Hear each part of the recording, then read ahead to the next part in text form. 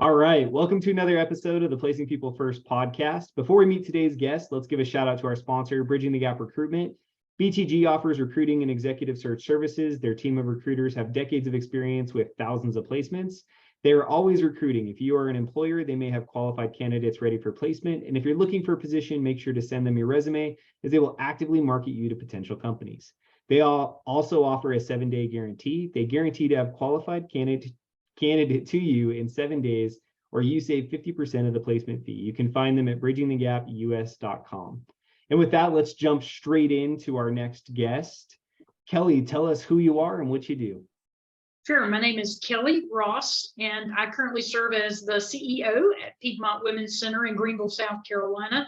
We are a nonprofit agency here that's offering free health care to women in our communities, especially those who are dealing with pregnancy situations, whether that's expected or unexpected.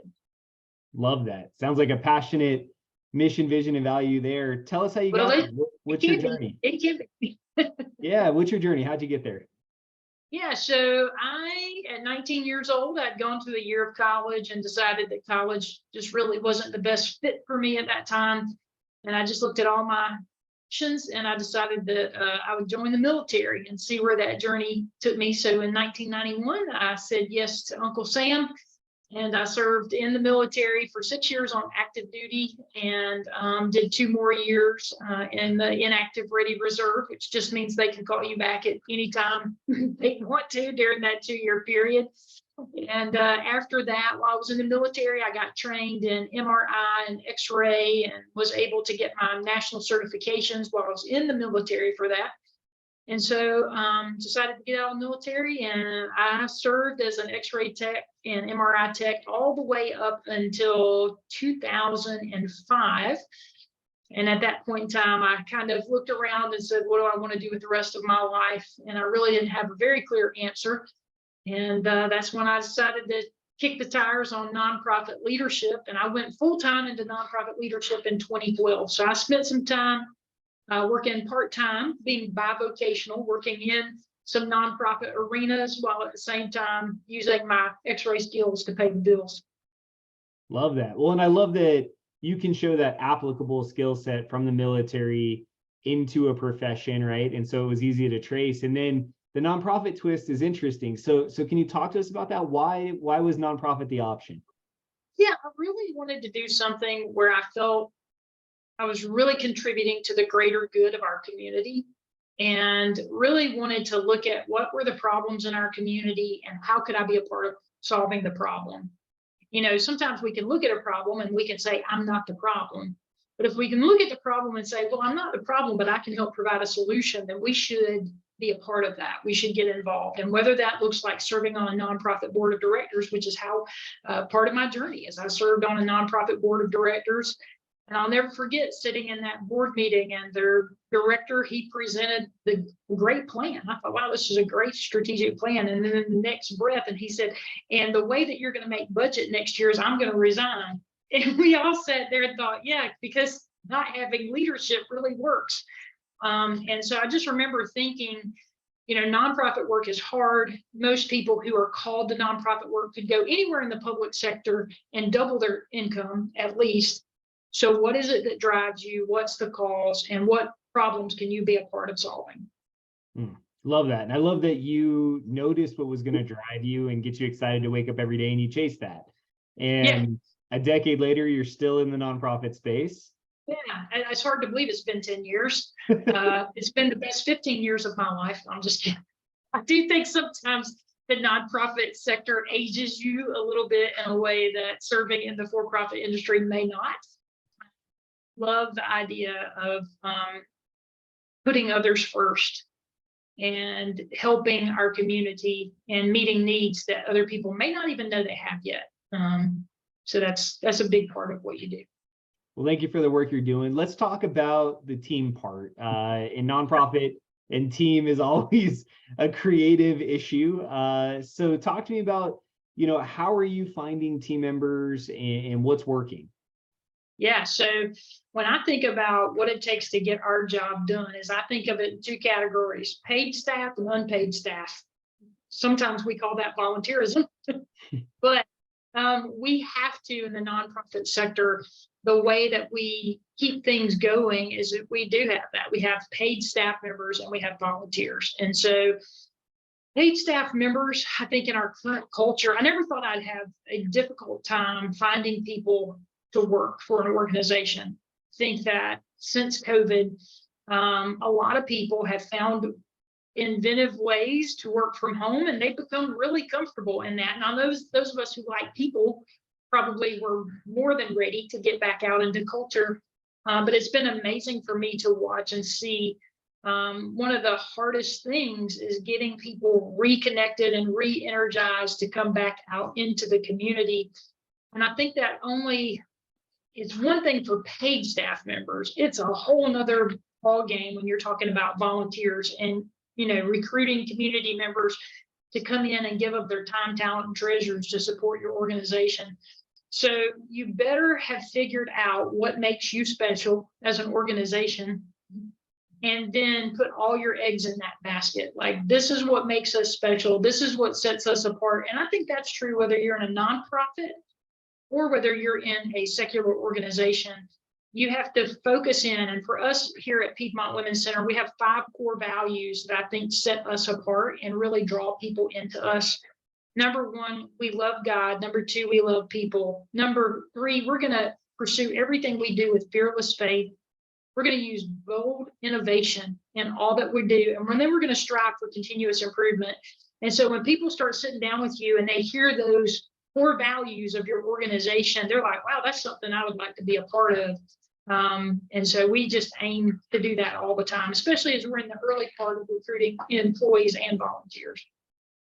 I love that. And I love that you talk about alignment with culture and values, right? I think that sometimes we have the urgency to fill a seat, right? And it may make us want to hire someone that may not be aligned. And I love that you're leading with that, right? Hey, this is who we are. This is what's important to us. Hey, tell me how or why this resonates with you, because if we can't get that right, none of the rest matters. Yeah. And I think that a lot of times, especially when it's hard to staff,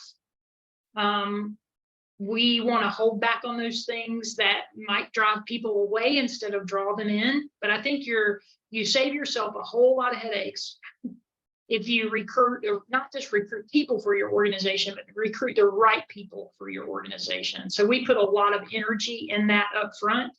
And just recently, there was a candidate, great resume. She met with 2 of the 3 people in the interview process.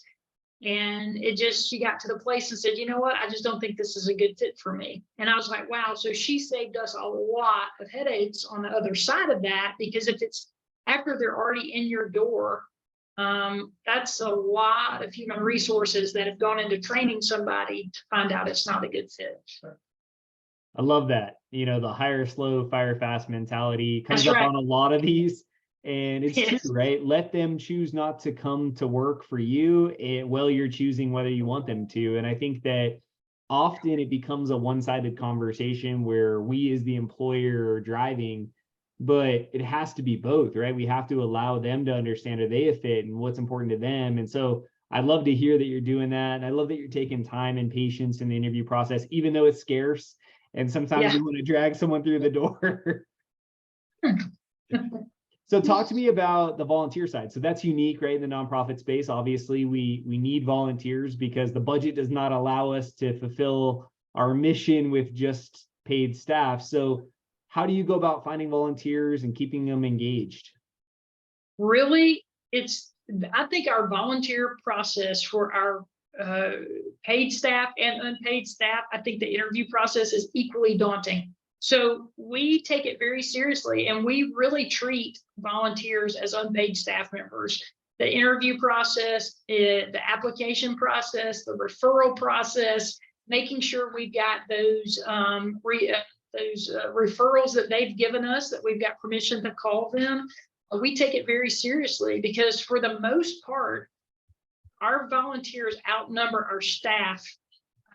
So we've got 110 volunteers. We only have 28 staff members. So they're really up on us about 3 to 1. And so it's very important that we're recruiting people who are teachable, I used to say people just needed to be available. The longer I've done this, it's not just about availability, it's about ability, and then it's about teachability.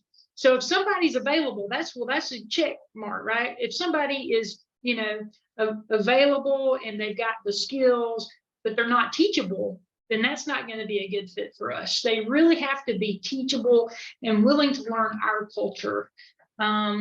Because if you've got, it's just like having a volunteer that doesn't fit your culture is equally as difficult as having a staff member who doesn't fit your culture, because it brings up the same things. It brings up discontentment. And what I've learned over the years is you can't make an unhappy person happy. I spent a lot of time in my life trying to do that.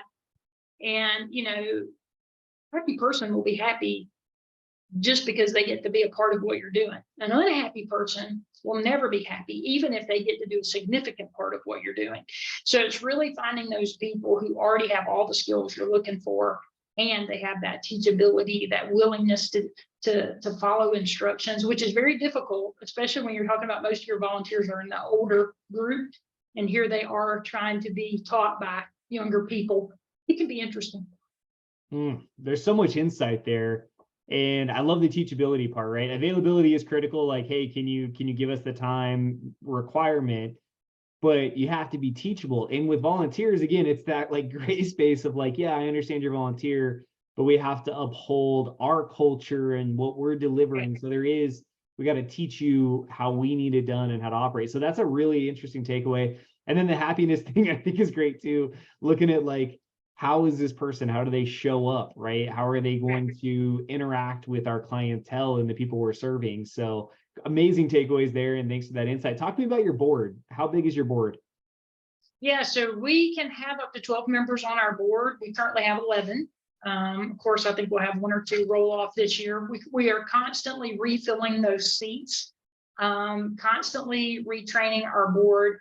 But the most important thing, I think this would go for any board of directors, no matter whether they're more of a working board or they're in a board that's mostly governing like ours, is just being willing to listen to what's really being said. Because sometimes we can paint a very beautiful picture, right? I can make the numbers say, I've been doing this long enough, I can make the numbers say whatever I want them to say. But what am I really saying? Am I really saying, yeah, last year we did an amazing job getting all of our sponsorships in early, and that's why January looked a little low when it comes to our finances? Or am I saying January is just a tough month to raise money? But what are we really saying when we say that, right? Because sometimes it doesn't matter how we couch it. Sometimes it doesn't matter how we say it. We have to say, it's hard to raise money in January.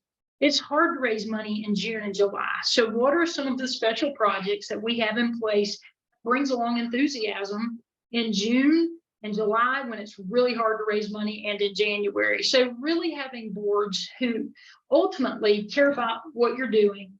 Number 2, they're willing to listen. And number 3, they're willing to support your executive director or your CEO, whatever the title is, because at the end of the day, I'm their only employee. I'm the person that they need to make sure is well taken care of, because as the CEO, nobody's taking care of you.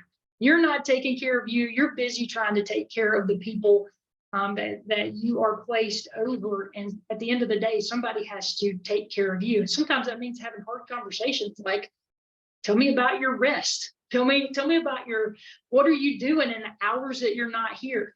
Are you actually answering those emails 24 hours a day? Or are you finding a way to kind of navigate that so this job doesn't become your life? And I think that's the danger in nonprofit work, is that it doesn't just become a passion, it becomes our life, which can make it really difficult when it comes time to leave or step aside. And I think for me, I've seen those cautionary tales of leadership where the job begins to become your identity. And I'm choosing not to do that. When I interviewed for this job here, I told the board of directors, this job would be a huge part of my life, but it would not be my life. They want me to be a good leader. My life needs to be bigger than the organization. If my life becomes the organization and I become that narrow-minded, then that's not healthy for any of us. And I think just having that, yeah, this is going to be a huge part of my life, but it can't be my life mentality, keeps you in it for the long run. And I think that's what we all want. We want to be in it for the long run. So what are we doing in order to make that happen? I love that you transitioned there with the board answer, because I think that there's a subtlety in there that we need to make sure is clear. So if you're in the nonprofit world, or maybe you sit on a board, I think what I heard in that takeaway is, the board in relationship with the leader, executive director, CEO, whatever the title might be, is critical. And I've seen it where it's confrontational, Right. and combative. I've seen it where it's extra supportive. But I love that you talk about that kind of check of like, hey, Kelly, you know what? Are you taking time for yourself? Are you taking time for your family? Are you taking time for your hobbies? Like, if you're not, how can we as a board support you in that, right? Do we need to approve more budget for staff to take one thing off your plate? Do we need to find volunteers? Do we need to raise more funds? Do we need to help you in down months? Like, how can we support it? And I think that it's a critical conversation that if you're an executive director and you catch yourself eating, breathing, and sleeping the organization, you got to check yourself and go, well, wait a second, is this really all that it is? And so there's a lot of insight in there and a lot to unpack. But I challenge people to re-listen to that answer, because there's a lot of love in there too, and a lot of heartfelt answer. Right. And so you're recruiting paid volunteers and board, right? So you've actually got 3 recruiting channels that you're trying to keep full at all times. Yeah. What hasn't worked? Can you give us some scenarios where it's been bad and you've learned a lesson? Wow. How can I say this well? I think that if you've got a good staff member, trusting them to be a recruiter for you, just like if you've got a good board member, trusting them to be a good recruiter for you, just like if you've got a good volunteer, trusting them to be a good recruiter for you. I think for me, I always felt like there was this pressure that I needed to be the primary recruiter in our organization. But the reality is, those people who already love you and care about you and know about you, and the ones that you're particularly fond of, they know. Like, they know what your organization already looks like. And so once a year, we do something with our volunteers and staff called Vision and Values. It's just where we reset the whole culture. We do it every year in December. And we just remind people our 5 core values, our mission, our vision. And then we talk about where we're going in the coming year and what our specific needs will be. And then we set them free to go help us meet the needs, whether those needs are more monthly partners, whether it's we're looking for donors who can give major gifts, or whether it's looking for some new board members or some new volunteers. Like, we set them free to go pursue the needs that we have. And then we trust our interview process to weed out the ones who wouldn't be a good fit. But it's been my experience that those people who are already serving in our organization know the people who would be a good fit. And we recently needed a lawyer on our board of directors, a lawyer who had been with us for years. It was his time to roll off. And I said, hey, you need to replace yourself. And he didn't seem that interested in replacing himself. And I just kind of let it go. And then one of our business leaders who's on our board, I just said to her one day, I said, hey, Clay just rolled off the board. We're really needing a lawyer who can come alongside us and provide us some wisdom on the board of directors. In a couple of weeks, she had identified a person who was absolutely the right fit. So, maybe the board member who's rolling off is not the best one to help you replace that next person. Maybe it's somebody who is still enthusiastic about what you're doing and wants to be a greater part of it. And so yeah, I'm excited about those kind of things, but it's constant work. I love that your takeaway there is it doesn't have to be you, right? And I think that Right. that message can go to anyone who is building a team, right? It Right. doesn't have to be you. You don't have to have this huge weight on your shoulders. And you said it correctly, right? If we have alignment on our mission, vision, values, and direction, and our interview process is weeding out people that aren't a fit, then we should empower our team, our volunteers, our friends, people around us to promote the organization. Because at the end of the day, they probably know people that are aligned and can probably do a better job because they're in the community every day. And last time I checked, you're probably not in the community every day, no matter if you want to or not. You have an organization to run. So that's an amazing takeaway. And I love how you turn that from this was a challenge, but here's how I dealt with it. Right. Yeah, because none of us like to delegate, especially when it comes to recruiting board members. We don't really want to delegate that because ultimately those are the people who are set to care for me and to provide the fiduciary responsibility of the organization. So it's hard to hand that over to other people, to delegate that recruiting to other people, but to get the right people, know enough right people. Does that make sense? For sure. It takes all of us to know the right people. And the board member that we currently just got, I would have never known her. We would have never run in the same circles. But she is absolutely the right fit for our board of directors. She's enthusiastic. She loves being a part of what we're doing. It's just a constant reminder to me, making sure you diversify those who are asking and appealing to those who are bringing people into your organization. That's awesome. How do you retain? So we spend the time getting people on the bus, right, and onto the team. How do you keep your team? Yeah, I think this is especially difficult in the nonprofit sector because we can't always offer the things that typically keep people, like bonuses and lots of paid time off and large salaries. So what I've discovered is it's learning to love people well and be attentive to their needs and listen to what they're not telling you. Recently, we had a position come open in our executive leadership team. And I had put it out there a couple of times. Hey, what are we looking at? Is there anybody internal who wanted to apply? Nothing. Well, all of a sudden, I was having a conversation with one of my employees and I was listening to what she wasn't saying. Like her area of ministry that we do is one of the fastest growing in our organization. Like she is leading well.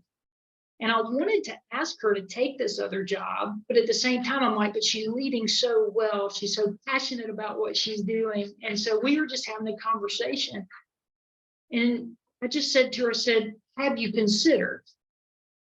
And she's like, yeah, I've considered it. But, and then she gives me all her buts. And then I said, and? So if you're going to have these buts, like, what's your and statement? So, but I do want to do it, or and I've decided not to. Like, what is your next step? And as it turns out, she really wanted to take that next step. She really wanted to be able to step up and take that next role, but there's a little bit of fear holding her back. So to be able to just come alongside her saying, what is holding you back? How can I help you there? So having people see that they can advance in the organization that they already love is key. If people see that there's no hope for advancement or no opportunity to grow, I think it creates a really helpless situation. And I always ask our staff two things: to know their role, to know the job they've been assigned, okay? And then to grow that role. So if you know your role, like if you really know it, you start to hit it out of the park, then how can you grow that into your passion? How can you grow that so that we're reaching other areas of the community? And I found that to be very effective. But it all comes down to loving people. If you don't love people well, if you don't listen well, you'll never keep people.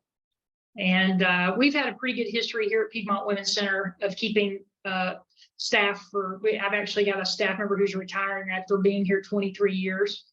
It makes me sad that she's leaving. She is my right-hand person. She is I'm not at all looking forward to her. This is her last full-time day on the job. She's going to be doing some part-time consulting and stuff for us in the coming year. But man, when you look at an organization that has that kind of history of loving people well, that's a real honor.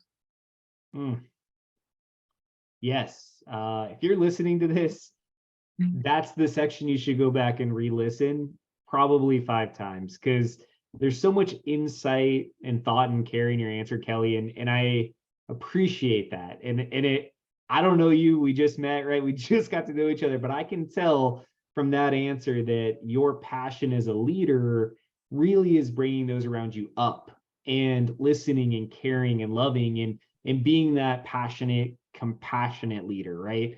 And it was so cool that you shared that. And then, I mean, having someone retire from a nonprofit organization, that's a huge deal because it's so competitive. So that is a testament to what you guys are doing and the environment you're creating. So love that. Thank you so much for that insight. And I mean, that was brilliant. There's a lot there. So talk to me about your events and your organization a little bit. How do you raise funds every year? What are you guys doing? Do you hold events? Yeah, so every year we have 2 major fundraising events. So we have typically a 5K every year in the spring, and in the fall we have our fundraising. It used to be a fundraising dinner. Now it's just kind of a fundraising event. A lot of times you grow your space, right, when you're doing a fundraising dinner. And that's exactly what happened to us. So instead of doing a fundraising dinner, we did more of an auditorium style fundraising event. And I think this year we've got Lee Strobel coming in. It's going to be a great event. He's an incredible speaker. We'll have about 1,000 people come to that. But the interesting thing, we used to have 1,800 people come. So how can you have 1,000 people in an auditorium, raise as much money as you did with 1,800 at a seated dinner? Well, number one, you're not paying for the dinner. So economics would tell you that that's pretty good, because most of these dinners are, whether you like to admit it or not, once you put in the venue costs, the food costs, it's about $50 a person. So if you're charging 25, you're already 25 behind. If you're asking somebody to host a table for $250, you're already halfway down before you've gotten out of the gate. And so we just decided that the dinner for that many people didn't make sense. For 1,800 people, the dinner didn't make sense. And we were getting almost every year, year in and year out, the same people there. So while we were encouraging and loving on those people who already loved on us, we weren't expanding our donor base. We weren't adding new donors. And that can be very dangerous. You've got to be adding new donors. And so we've kind of played around with different things. The auditorium event seems to be a really good event for opening our arms up wide and introducing people to us. So the question is, how do you grow depth? How do you grow deeper into the lives of your donors? I will just tell you, we're still trying to figure that out. So one of the things that we're doing this year, we have an office in Greer. We have an office here in Greenville, South Carolina, and we're adding an office to the west of us over in the Piedmont, Powdersville area of South Carolina. And so we're going to have 3 smaller dinners, one in each of those areas, where we invite some of our most engaged donors to invite their friends to come have dinner. There'll be small gatherings of less than 300 people where we can really get our arms around people, totally go deep with them on mission, vision, core values, and hopefully we will seize the opportunity to add new donors, add new partners in our efforts to work through the community. And here we've narrowed it down to 3 things that we need the community to do in order for us to be successful. And I would just say, if you're leading an organization, 3 things. If you can leave people with 3 things that they need to do in order to help you, then 3 is a good number. More than 3 people get confused. Less than 3 people aren't really engaged. So we call it pray, serve, give. So in order for us to meet our mission, we need, number one, people to pray for us and to pray with us. And we give them specific things throughout the year that we're asking them to pray about. Number two, we need them to serve, whether that is as a part of one of our big fundraising events, or whether it's in the clinic, or whether it's they've got administrative skills. We're asking them to give us 3 to 4 hours once a week, if possible. And then the last thing is give. For $25, we can provide one appointment for a client. Most of us would not miss $25 out of our bank account. And I'm one of those people. I support multiple organizations. I love the ones who have a very small number. And that way I can be a part of a bunch of different things. And it is our monthly partners who allow us to keep the doors open. They pay the power bill, right? They do all of the things, those monthly gifts, no matter how big or small they are. They help us keep the lights on each and every day. And so cultivating them, loving them, and helping them see what they're allowing us to do is so important. But pray, serve, give, that's what we do. And for $25 a month, people can come alongside us and help us provide one appointment to one of our clients. Sounds like you're having a lot of impact, and it's fun. A good friend of mine runs Big Brothers Big Sisters in my area, and they've had a lot of success in micro events. They're still big events, Yes. but like breaking up to specific communities, and that mentality has worked very well for him. So I'm really interested to see how they go. So where can someone go to get information about the organization, and what's the best way to connect with you? So PiedmontWomen'sCenter.org is probably the very best way to connect with me. They can also visit my website, which is kellyross.org.